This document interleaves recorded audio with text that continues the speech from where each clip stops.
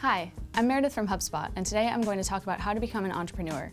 If you enjoy this video, don't forget to like it and subscribe to our channel. Post any questions or suggestions you have in the comments below. Let's get started. Being your own boss, calling all the shots, hustling to hit your goals. For many people, entrepreneurship is the ultimate career goal. But as awesome as running your own business sounds, it's also incredibly difficult. How difficult? Well, 75% of startups fail. But here's the good news. Starting a company can be one of the most rewarding, exhilarating, and interesting opportunities you'll ever get. If you're aware of the risks and you're still dead set on being an entrepreneur, then we have some strategies and advice for you. Number 1, identify a profitable startup idea.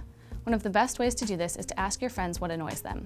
Founders get their inspiration from their frustrations all the time. For instance, Andrew Cortina and Ikram Magdan Ismail founded Venmo, which was later acquired by PayPal, after they had trouble paying each other back by check. With this in mind, ask your friends to keep track of the day-to-day things that annoy them, and look for problems you might be able to solve. Part of that involves planning for the future. As the world changes, people need different products. The rise of Uber, Lyft, and other ride-sharing apps created a demand for a third-party app that will tell you the cheapest fares at the exact moment. You want to get ahead of the curve. Read trend predictions for your industry or market, or check out universal trend forecasting publications. Checking out what other people have come up with can be a great way to kick your own thought process into gear. It also presents opportunities to make something better or cheaper. You don't always need to develop something brand new. If you can offer an existing product at a lower price point, better quality, or ideally both, you'll have plenty of customers. Better yet, there's clearly an existing demand, and many people start successful businesses after noticing a gap in the market. But be sure to focus on a category that's growing. Pick one that fascinates you, but isn't overly competitive. Once you do, consider questions like, what can be done to improve the products here? Can I add a new feature? What about a different material? Can I personalize it somehow? Number 2, validate your startup idea. Great, you've got an idea, but don't quit your day job just yet. Before you go all in, you need to know other people will actually want your product. And no, your friends and family don't count. Here's where the idea of a minimum viable product, or MVP, comes into play. An MVP is the simplest, most basic version of your tool or service possible.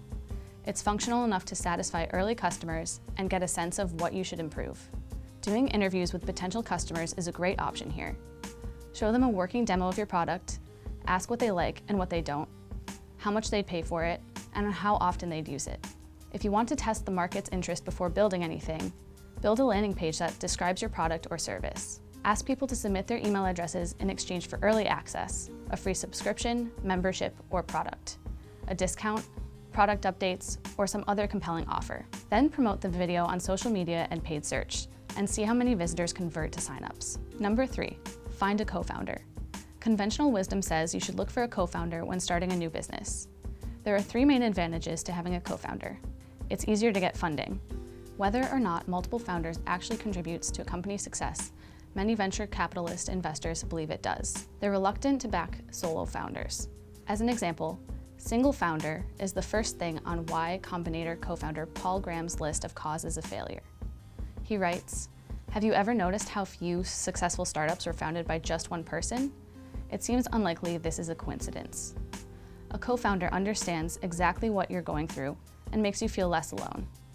They can provide different skills, knowledge, and connections. Maybe you're great at selling, while your co-founder is more technical. You've got lots of connections, and they've actually started a business before. But there are also drawbacks to having a co-founder. There's conflict. You and your partner will inevitably disagree. A little healthy disagreement is productive, but if you don't find a solution relatively quickly, you'll waste valuable time and energy, and you'll have to split the equity. And where do you find a co-founder in the first place? Well, when you do, look for someone with the same business ethics, work habits, and complementary personality. In addition, they need to believe in your vision, contribute the right skills, and have a desire to be your co-founder in the first place. Number 4, get funding to start a business. So how can you get your business funded? There are a few ways. Many entrepreneurs rely on their friends and family for an initial investment, typically called a seed round. You can exchange funding for a stake in your startup, i.e., your cousin receives 4% of the company after giving you $12,000, request personal loans, with or without interest, or even donations. You can also apply for a small business grant. Federal, state, and local governments have programs to help small businesses, including low-interest loans, venture capital, and grants. To find programs your company qualifies for, check out grants.gov. There are also crowdfunding platforms. Kickstarter, Indiegogo, GoFundMe, and Fundable let you get backing through an online campaign. Plus, crowdfunding doesn't just generate capital, it can also help you get early product feedback, brand awareness, and sometimes, if you have an interesting story or especially cool product, press. Pitching to angel investors is another option. These investors look for early-stage companies that can 10x or more their investment. They'll be extremely diligent in making sure you understand your target customers, the product space, how you'll make money, and how you'll scale. Make sure you're prepared with a solid business plan and early signs of traction. Venture capital firms, another option, look for young, private companies. Like angel investors, VC firms are looking for high-risk, high-return investments. The returns they expect depend on how mature your startup is. You could use a credit card for a short-term cash option, but it's typically not a good idea to use your credit card to pay for business expenses, unless, of course, you can pay the balance. But sometimes you have no choice. You need money and fast. But sacrificing your credit score and racking up credit card debt will hurt your business in the long run, not to mention your personal financial health. You can't apply for a loan in your company's first year, as lenders are unwilling to make such a high-risk investment. But you can take advantage of the Small Business Administration's microloan program. Small businesses can receive up to $50,000. The average SBA loan is $13,000. Micro lenders and nonprofit lenders are other options, which often seek out minority and disadvantaged entrepreneurs. Finally, you have the option to bootstrap it, which allows you, and your co-founder if you have one, to hold on to a much bigger percentage of the company. Some companies never raise funding at all.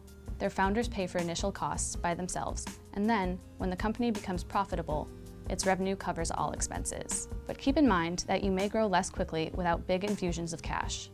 If you do decide to bootstrap, keep your budget as lean as possible to extend your company's lifetime. Number 5, incorporate your business.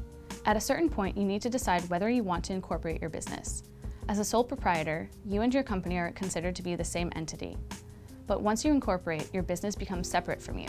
From a legal standpoint, your business can then buy and sell property, incur taxes, sue and be sued, set up contracts, and commit crimes. There are advantages to incorporating. First, and most important, a corporation protects you from business's debts and obligations.